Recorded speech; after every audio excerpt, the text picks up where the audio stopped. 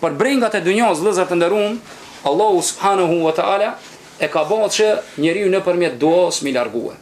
Nëpërmjet duas. Derisa tregon pejgamberi sallallahu alaihi wasallam se Ebi Said al-Khudria thot një ditë hini pejgamberi sallallahu alaihi wasallam në xhami. Edhe e pa një sahabi me emrin Ebi Umama radhiyallahu anhu, i cili ishte në xhami duke çndruar.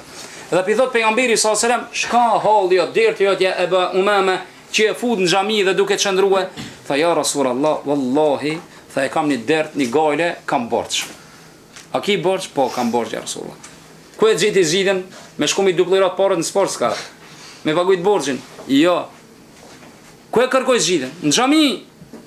Tu boj istighfar Allahun subhanahu wa taala. Ja Rasulullah, kam borx wallahi. Tha pejgamberi sallallahu alaihi wasallam, thuaj çto fjalë dhe jam se Allahumma inni a'udhu bika min al-kasli wal-jubn. O Allah, kërkoj prej te ndihmë dhe mbrojtje, mos jam përtas dembel, se nuk vjen dembeli s'mundet me pagujt borxhin. O Allah, mos u bën dembel, mos u bën koprac. Wa a'udhu bika min qahri ar-rijali wad-dayn. Dhe kërkoj mbrojtje prej te prej borxhit dhe nënçmimit, se kur lepsh borxh bashkë nënçmum. Tha thuaj çdo dua, e keni të mbrojë muslimanit.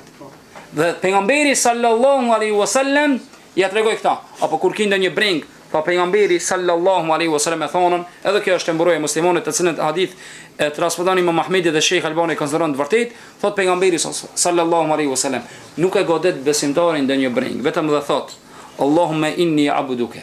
O Zot, unë jam robi jot, i biri robit tan. Punët e mia janë dorë tane, nasiyati biyadik. Madhin fiya hukmuk, te ki caktuar gjësen. Dhe adlun fiya qada'uk, dhe caktimi jot është drejt. Thot lus me ti me çdo imë shka e ki ja Allah. Çdo imë shka e ki dhe shka e ki fshi. Dhe thot pasaj në vazhdim,